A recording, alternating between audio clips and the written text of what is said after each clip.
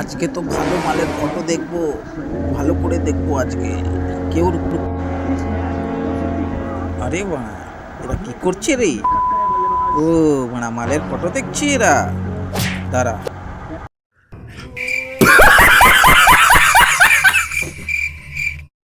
কি মারছো কেন আমাদের তুমি?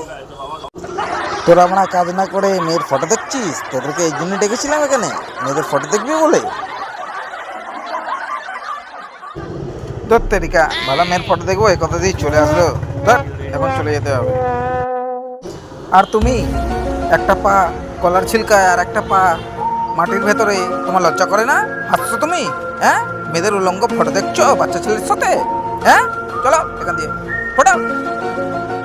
আমি কি করব? ও আমাকে বলেছিল ফটো দেখতে, তাই আমি ফটো দেখছি। তাতে আমি কি করব? ও যদি আমাকে বলে তাহলে আমি তো দেখবই।